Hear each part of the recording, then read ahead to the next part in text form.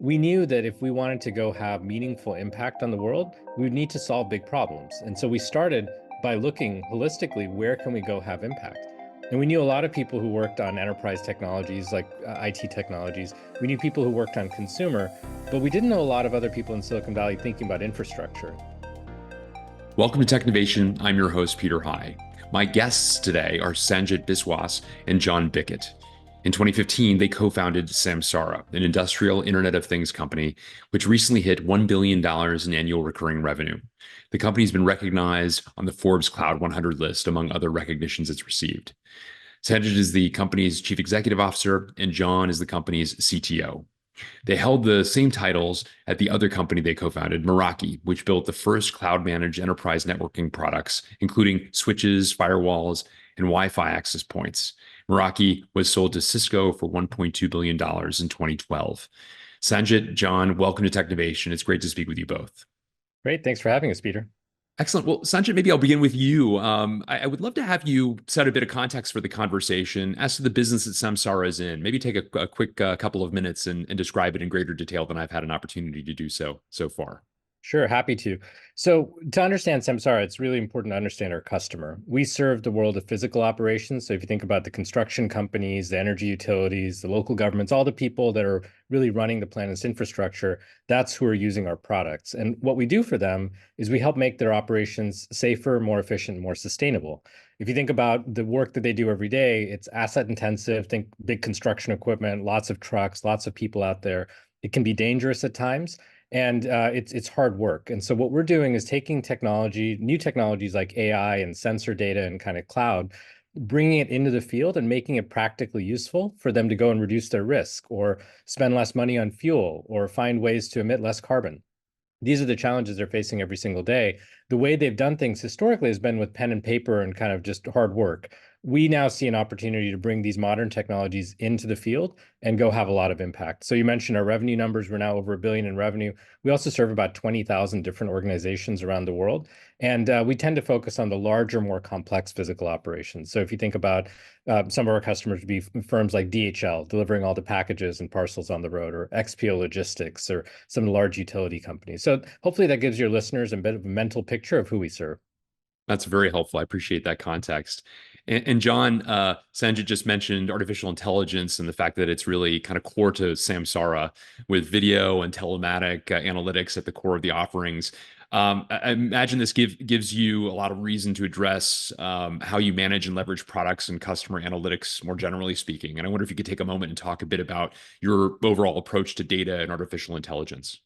Yeah, definitely. So at Samsara, the way we think about it is we're building a system of record for physical operations. So really helping folks to understand the state of their operations and give them a virtual kind of interface to interact with it, and then track metrics and look at insights about sustainability and safety predominantly. So one interesting thing, especially with the emergence of a lot of the new AI technologies, is how can we take that system of record and start migrating to a system of prediction for our customers? So there are a bunch of really interesting things that our customers have been able to do and make data-driven decisions with our system. And we're kind of starting to really think through and go through and understand what can AI do to help us predict and let folks make decisions before things start to be problems or issues in the field, or how they can kind of get ahead of a lot of the stuff going on. So there's a bunch of really interesting applications that we have there. Yeah, very interesting indeed. And staying with you for a moment longer, John, how do you think about the convergence of IT and OT in the field on equipment? Is there an optimal operating model for companies using your products? Yeah, it's been really interesting. And so I think for some perspective on us and our backgrounds, we actually used to sell into IT as part of the first company that we sold, which was Meraki. We were, building wireless access points, networking gear, switches, routers, and things like that. With Samsara, we've actually ended up focusing on physical operations and selling to OT in that space. And it's been a really interesting transition for us as both entrepreneurs and then actually understanding like how this technology is getting deployed in these environments. I think the folks in operational technology are very focused on hard ROI. And that's been one fascinating thing for us is like, they're not interested in necessarily technology for technology's sake, but if it helps them to be more efficient or be more safe, and the payback periods are very short, they will do it. And it's kind of like a no-brainer. So that is one thing we've been focusing on a lot as an organization is how do we partner with OT and go in. What we've ended up doing normally is folks will come to us and they usually will have heard about some of our applications, whether it's telematics or video safety and these types of applications. We'll start engaging with them. And usually one of the first meetings we have with them is actually us sitting down kind of as technology partners to our customers and saying, can you give us some insight into what you're trying to do, where you're trying to go with your business, and what your biggest business problems are? And we basically use that as the beginning of a feedback loop. They probably already have some preconceived ideas of the things that we can do with technology and the applications that they may have heard some of their peers engaging with us on. But usually there's like one or two big projects that's actually like core to their business goals for the next year that they're trying to solve. And we basically kind of from a technology perspective have the discussions with them on like, well, what can we help with? How could we help you solve some of those problems? And it's a much more interactive back and forth with the customers. But nailing those use cases early on starts to give us like, and especially them with the technology that we're dealing with, some early wins. And then they just get a bunch of really interesting ideas for other areas that they could improve, either safety or their efficiency in their business and really make a big difference. And we just use that as a feedback loop. So, we'll have some success early on with the customers, and then it will just create a feedback loop. We'll come back with a couple more ideas, maybe two or three different applications, more stuff that they could put our equipment on, or other different business areas where they hadn't even thought through that they could apply some of the technology that we have with them. And Peter, if I can add one thing, the ease of use and ease of adoption is really critical in operations. So if you think about these companies, they have tens of thousands of frontline workers. They're trying to find ways to get this technology out in the field, but it has to work and it has to be easy. And that's what we've focused on as a company. So this is almost the polar opposite of the big ERP project that, takes 5 years and requires, hundreds of people and lots of consultants. This is about trying technology that's almost as easy to use as a consumer app, but has all the sort of enterprise features that this customer needs to go and have that kind of business impact. Connecting those two dots, I think, has really been transformative for us. And it's where you see IT and OT coming together, where they say, look, we're just trying to solve business problems. We're going to use technology to do it, but it has to work. And it has to work for tens of thousands of frontline workers. Sanjit, how did John and you come to focus on the industrial world to begin with? Given where you had been, which was a very different space, how did this opportunity present itself in a very a pivot for you, for the two of you, at least based upon where you'd been previously? Yeah, so a little bit of historical context. Our previous company, John mentioned, was Meraki, was a networking company, and that was our background. So John and I actually met in grad school at MIT. We were PhD students together, and we worked on computer networking. So with company number one, it was very much product first. We were technical experts, and we wanted to see that technology out in the world, put it in a box, make it possible for other people to build big networks. With Samsara, we actually started market first. So we started focused on this customer segment. And they, by the way, are absolutely massive in terms of potential for impact. So the world of physical operations makes up about 40% of the world's GDP. So these are a lot of these big frontline industries that, again, power the infrastructure of our planet. We knew that if we wanted to go have meaningful impact on the world, we would need to solve big problems. And so we started by looking holistically, where can we go have impact? And we knew a lot of people who worked on enterprise technologies like IT technologies. We knew people who worked on consumer, but we didn't know a lot of other people in Silicon Valley thinking about infrastructure. And so these underserved markets tend to be ones where there's the greatest opportunity for impact because they just haven't been picked over in terms of problem space. And that's how we found operations. We had never driven commercial trucks or worked in a warehouse or done logistics. So there's a pretty steep learning curve, but it was really exciting because we got to kind of see problems with fresh eyes. And talk a bit about getting over that learning curve. As you say, it's a new persona that you're serving. It's not an industry you know from the inside from having been a past executive in it, for example. Yeah. Talk a bit about the methods that you used in order to do so. Well, that's kind of what every startup has to go through is finding that product market fit. for us, because we were outsiders, we were very sort of open about learning. And so we would essentially cold call folks here in the San Francisco Bay Area and ask, we're building technology for operations and industrial operations. We'd like to understand how you operate, how things work. And so we spent time with food distribution companies here in Northern California and would just kind of almost be like the intern for a day, right? Just kind of big ears, big eyes, watch how they did things.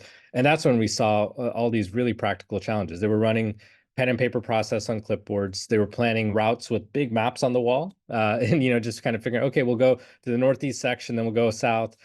That didn't make any sense to us. So we were starting this company in 2015. By then, you had Uber, you had DoorDash, you had all these modern technologies, and you were kind of wondering, why is there such a big gap? And that's how we found product market fit very quickly, is with those fresh eyes. We came in, we didn't know anything about the legacy systems, but we were kind of saying, well, why not do this in a much more modern, real-time, AI-driven, cloud-based way? And it was a very natural fit at that point. But given a customer who is comfortable with very antiquated methods, pen and paper in some cases, as you said, was the getting the market to fit the product, getting them to see the rationale for change. Were there challenges you had to overcome there in making your pitch?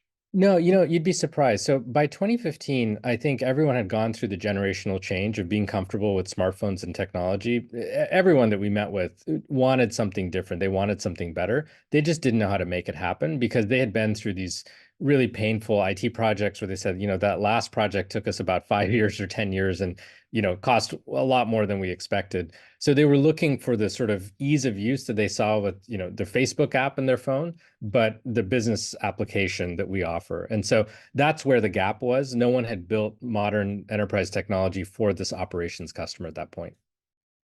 John, you offered some thoughts about artificial intelligence and the importance of it in how Samsara does what it does. I wonder if you could talk a little bit more specifically about generative AI, now a year and a quarter almost into the public emergence of it anyway.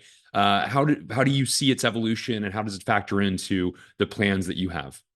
Definitely. I think generative AI is obviously it's going to be transformational for I believe all businesses. One question is just what does the timeline look like? And kind of from my perspective, with Meraki, we lived through the transition from on-premise to cloud. This generative AI and I think the rollout of it to industry reminds me, I think of a lot of the early cloud days, where in some aspects, some of the technology feels a little bit like toyish applications, and we haven't actually quite, imagined how it's going to roll out through the enterprise and kind of seep into everyone's workflows day to day.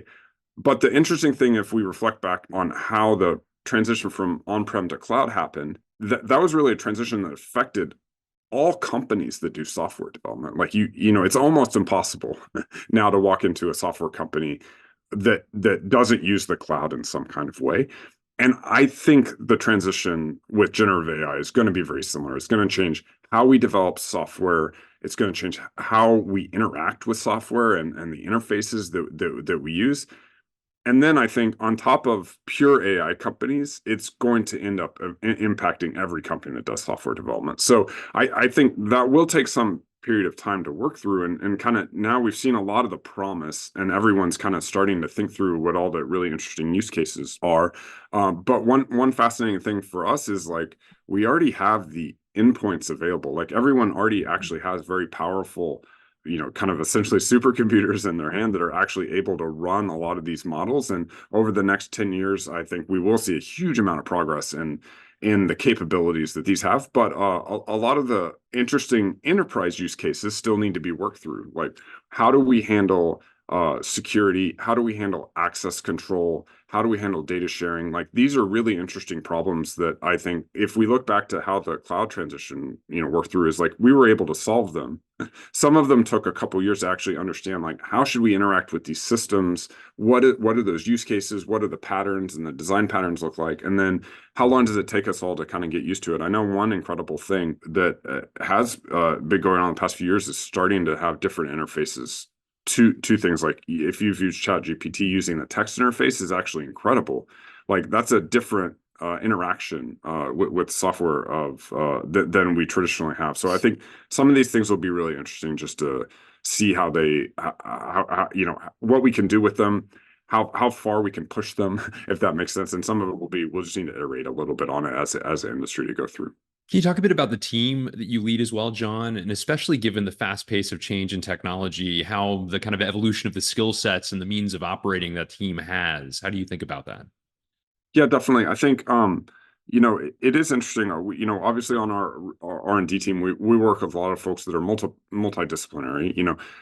We have a team that works on AI, and then a team that works on data. So, in fact, a lot of the stuff that's going on in AI is super driven by there's the models and the really interesting technology there. There's also data set and data set curation and trying to make sure that we have things that are representative of what's going on in the real world, so that when we're trying to do prediction that it lines up. And then also there just are a lot of other aspects of once we design these systems and have the models that work and things like that, how do we actually roll them out and how do we get people to interface with them? So that is both back-end systems that folks are developing, it is front-end stuff, and then it is working with the design teams to actually figure out how and what the most effective ways to interact with these datas, these workflows, and these applications are.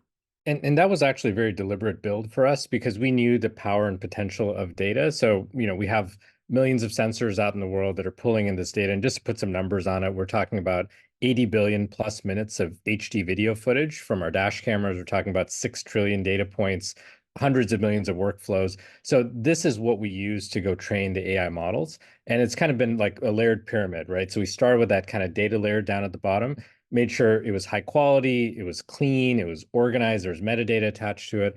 And then as AI models have picked up in terms of performance and scale, we've been able to run that data through and train these models and then go deploy them out to the edge. That was a very deliberate multi-year kind of build for the long-term approach that we took with it.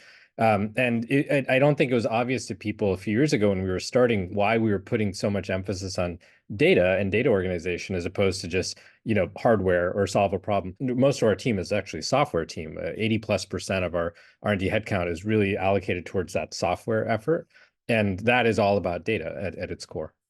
Sanjit, you and John certainly have the advantage now in scaling this business and having done so previously at Meraki. And I wonder what lessons you drew from that, or changes you made perhaps in approach now doing it a second time over. Obviously, a different context, different business, different customer, all the differences we've articulated so far in this conversation. And yet I have to imagine there's a lot that is similar as you think about growing pains, continuing to seize opportunities, professionalizing all that you do, emblematic of where you're going, not where you've been.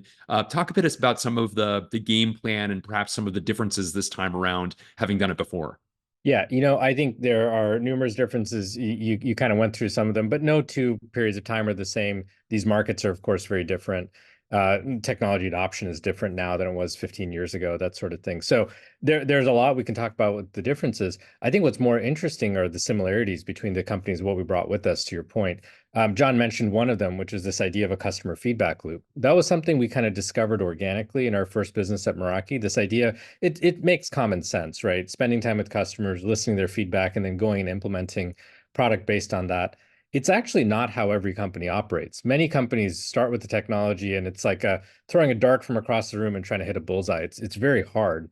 And what we discovered is running a feedback loop, being much more of like a heat-seeking missile, makes sense because you can be data-driven. You can actually be dynamic and listen to what the challenges are in the market, as opposed to guessing them from outside. So that's something that we brought with us and really amplified here at Samsara. It's a core value in terms of how we operate. And then the other thing is actually the importance of culture.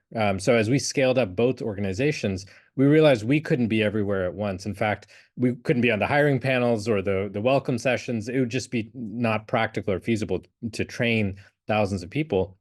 So we actually had to come up with a shared language and kind of like a shared program or DNA, whatever analogy you want to use, of how we work. And that's something that we've actually refreshed as we've scaled up, because how you work as a 10-person early stage startup and how you work as a multi-thousand person public company is a little bit different, but you need to be mindful about it. And it's not something that you want to have come together by accident. You want to actually be very deliberate about engineering the culture to go meet the business objectives.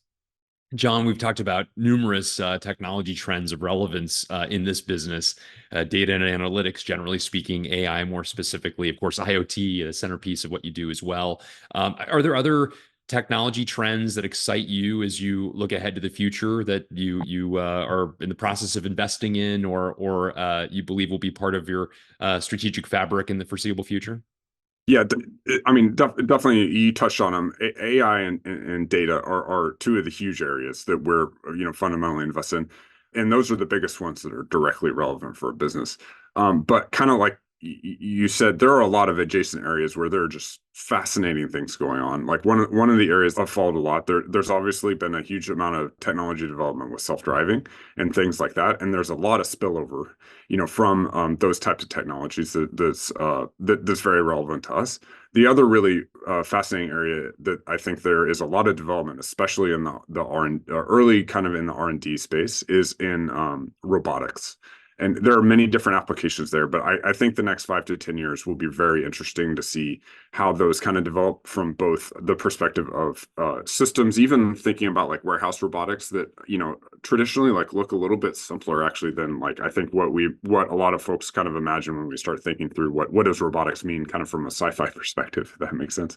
But I think we will start to see a lot of these technologies kind of develop and people really start to figure out what some of the key use cases are. And I think that'll start seeping its way into physical operations. The other one that is really exciting that I think will make a big difference is teleoperations too. We've already started to see that in some different applications, but we've started to see fair number of early adopters kind of in the physical operations space start to look at that for specific use cases. And I think as people start to work through where does it make sense, where are there safety issues that teleoperations like really has a huge amount of benefit and risk reduction. That'll be really interesting to see how it plays out. If I can add a third one, and it's something we're seeing with customers, they're taking, John just touched on two that are very exciting trends and a little bit more hardware and AI related. The third one that we're seeing is around data and just taking this data and getting more value from it. So to kind of put a specific example on it, we have a customer named Liberty Energy. They're an oil field services company. They're fairly large. They have a ton of telematics data and safety data on our platform. What they were able to do is actually plumb that data out and go identify $10 million of tax savings. And they did that by putting this into their business intelligence software, which again, they didn't need to have IT folks get involved and write code. They could just kind of do a no code, low code interface, slice and dice the data and find a massive amount of tax savings. So that's something that has happened in the IT world. People have started plumbing this data and getting more value from it. In the operations world, data tends to still be siloed. And we're now seeing kind of what happened in IT over the last 10 or 20 years happen in operations, where they're saying, this is great for my day-to-day, like the workflows and so on. It's also great for my accounting and analytics team to go find more value in. And that's a maybe third trend that is maybe less intuitive to people, but it's definitely happening behind the scenes. Very interesting. I appreciate each of you sharing some perspectives across those trends. Sanjit, I wanted to ask you, the exit from being a private company in the two instances were very different. One, an acquisition I mentioned earlier of Cisco acquired your first organization. This one, Samsara, went public a little more than 2 years ago. Talk a bit about running a public company as opposed to becoming part of a larger entity and some of the differences. There are some obvious ones, of course, but how it's been to run a publicly traded company now for the past 2+ years. I think we're finally getting the hang of it. We're 8 quarters in, and it's been actually a great time to be public. And I say that with a grain of salt, right? Like we've been through some challenging times in the public markets, but in terms of what we focused on with our customers, what we focused on in terms of growth and profitability, the investors have really understood where the business is headed. And that I think is really important as a public company to communicate clearly, to be very consistent with results and performance, and just to go execute. And so that's something that we have deeply ingrained at Samsara. Meraki was sort of born at a different time, was acquired at a different time. This was post 2008. So, the markets were in a very different state. And the scale of that business at the time felt great to us. We were about $100 million in revenue. But now what we've seen is a lot happens between 100 million and call it a billion, and then the next stage, which is a few billion in revenue. So I think we've learned a lot as operators over the last decade of what does it take to really scale and anticipate that scale and work backwards from where you're trying to go to. So that I think maybe has less to do with being public or private and more to do with just having long time horizons. John, I wanted to ask you, as I believe was Sanjit was mentioning, the two of you met while pursuing PhDs at MIT. First of all, and perhaps your motivations were different despite a similar academic pathway. When did the idea of starting businesses occur to you? Were you on a pathway to become an academic, for instance, and this was a pivot, or was it always sort of an attempt to get deep on a topic until an idea to pursue occurred to you? Talk a bit about the genesis of going down the entrepreneurial pathway. I'm always kind of fascinated by these questions because I'm always fascinated to hear from other folks that have started businesses, like what their journey was and what their path was. With Meraki, it was really, I think that was an interesting use case in comparing and contrasting Meraki and Samsara. So, like you said, I was a network student. It was actually kind of my dream, you know, to build networking products at that time. And in fact, a lot of the products that Sanjay and I were designing, and I'm curious, like Sanjay, how you would answer this also, but it was kind of like designing products for myself. Like I was like, I had an idea, that was what I felt like I was kind of like born to do in some sense, which was really interesting. So when we ended up starting the company, it was actually partially like we had been building out a big wireless network, and essentially like in a little bit of a different context, we had been designing products. We were building wireless routers at the time because there weren't a lot of big Wi-Fi networks, especially in the outdoor space. And we had a project where we would basically give away network access to grad students that were a part of the community there at MIT. And in exchange, we would run experiments in the evening that were much more academically focused. So looking at things like what were packet delivery rates, how did different modulations work at different times, and things like that. Academically interesting projects, but at the same time, we realized our kind of value proposition for folks was we needed to make a product that like gave away free Wi-Fi during the day so that we could do that at night. Which in effect, now that you look back at it, you're like, oh, it kind of sounds like product development. It's just a little bit different from a company. So I think that was, once we started to realize we're like, oh, there's a bunch of really interesting stuff here. And in order to build the network, we had to develop a lot of technology that was, how do you make these things kind of automatically configure themselves, set them, because we only had a couple of us that were maintaining this like larger network. Those are things once we started the company that were actually directly applicable to the networking community in general, especially as folks started to use Wi-Fi everywhere. All of a sudden they were like, I need an access point to cover essentially every square foot of an office building, and they probably didn't have as big of a staff to go do that. So the stuff that we were working on was very valuable from that perspective. So that was some of, I think, kind of the transition in some ways. We were kind of like intuitively doing a lot of the early product work and kind of market discovery almost in effect. And once we kind of just pivoted to the enterprise, it got things started to make more sense. And we kind of, how Sanjay mentioned earlier, we could start to run those feedback loops on like what worked with the customers. And I think that's been one interesting thing. Once you start doing that, you can feel the impact that you're having. You could feel, customers start to use your stuff. And they talk to you about what they liked and what they didn't like. And then you're like, well, I could come up with a couple ways to improve it and things like that. It just starts this feedback loop that just starts to run on its own in effect. And I think, towards the end, and actually that was kind of why we got involved with physical operations and things like that. We thought this was an area that we could just have as technologists and partnering with these folks, we could just have a big impact. And that had been one of the, I think I realized through starting the first company, was one of the biggest things that was a driver for me as an entrepreneur, was wanting to have impact, getting a lot of satisfaction out of people using your product. I think the other thing that I know both Sanjay and I kind of tend to do this after working on a lot of access points and building them.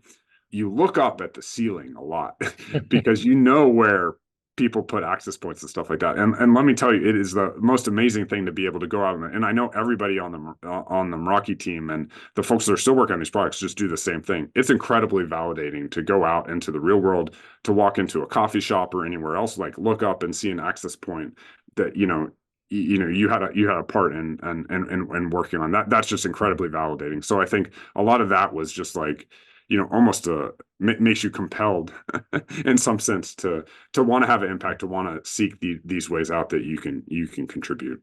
Yeah, and Peter, it's interesting to kind of think back because 20 years ago, Wi-Fi was a brand new technology. Like you might have had it in your family room or something like that, but it wasn't ubiquitous. Broadband and internet access was still expensive. So that historical context is important. Really, what we were doing, as John mentioned, we were kind of building a product without knowing we were building a product. It was a research prototype. It was very large scale. But what Meraki did was put that technology in a box. It made it possible for other people to build really large networks. And that is, I think, that initial feedback loop that got us super excited. I had a little bit more of an academic pathway in mind of like we were all but dissertation, we were almost at the finish line. And what we saw very quickly is when we put the technology in a box, it was way more compelling than just putting the source code online or writing an academic research paper. Building a product made it possible for people to really get value out of the technology as opposed to appreciating it at like a academic level of how does the routing work or something like that. You could see real people using it. And so that I think was a light bulb or aha moment.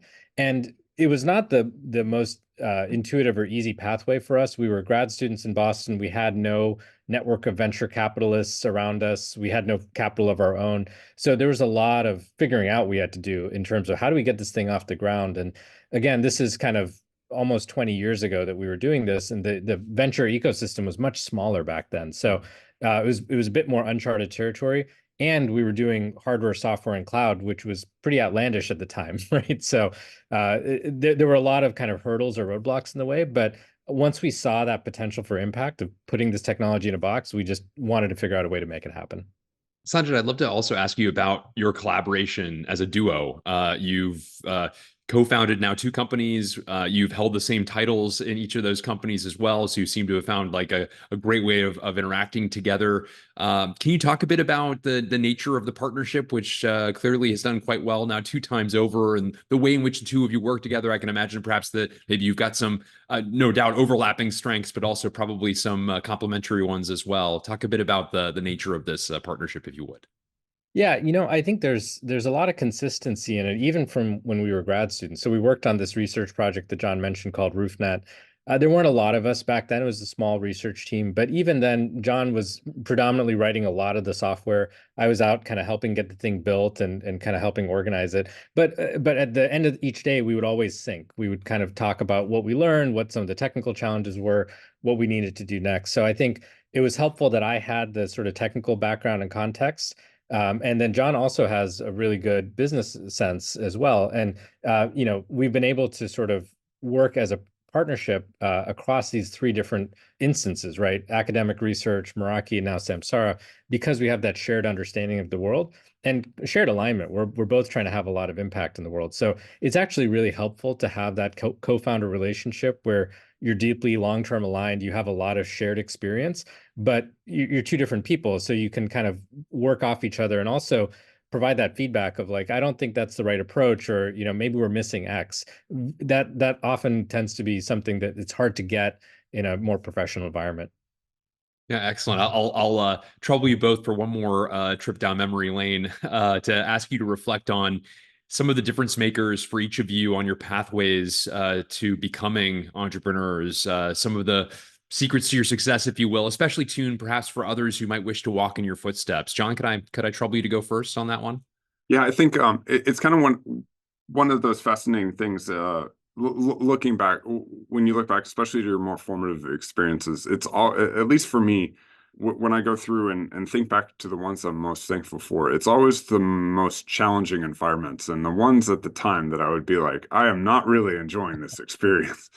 But in fact, I think they're the spots, whether it's, a challenging project you're working through, a challenging situation you're working through with other people. If you start to view things kind of as practice for much bigger things that you'll have later down the line, I'm just super thankful for those formative experiences, whether and the tough feedback that people give you, early on, when it really might be the hard thing for them to do in the moment, but actually, like in the long term, you're actually very, very grateful for both the honest feedback, and then the challenges to just have those situations where if you're able to work through it, it gives you much more confidence for the future. So I think every time I think back through experiences, whether it was just through hard projects or hard times for myself. I'm actually most thankful for those, not the earlier times when I kind of discovered something that I was just like very passionate about or something else. But I'd be very curious, Sanjit, to hear if you have. Yeah, I think maybe kind of piggybacking off that, we both learned a lot just by doing, getting out there, trying things, spending time with customers, tinkering. So I always encourage entrepreneurs just to get out there and try it, like versus working on your business plan or your PowerPoint presentation. Like that stuff's fine and may be necessary to raise capital, but actually building the product and spending time in that customer feedback loop is absolutely essential. The other is we've learned a lot by essentially learning and reading case studies of successful companies and kind of working backwards from like, let's dissect it. What really worked for them? And that could be, some of the classic great companies, whether it's Hewlett Packard or an Intel, kind of back in the pre 1990s. It could be more recent businesses like an Amazon or you name it. There's so many great company case studies out there. You can listen to podcasts, read interviews. There's a lot of good content. And then you can also pick up the phone and get in touch with other founders. And that's something that we've also gotten a lot of value from, which is it's a great community. People help each other out because we've all been there. We've been through these building stages. And, there are times when you may not have the bandwidth to be able to answer questions, but it doesn't take much to write back a quick email. And so that's something that I think is just a great tradition in the technology industry of kind of paying it forward and helping each other out. It's really been helpful for us, at least. Well, Sanjit Biswas, John Bicket, thank you so much for a terrific conversation. Thank you for sharing so much about your entrepreneurial journeys multiple times over now. Congratulations on your many successes, and really appreciate you making time for me today. Great. Thanks for having us, Peter.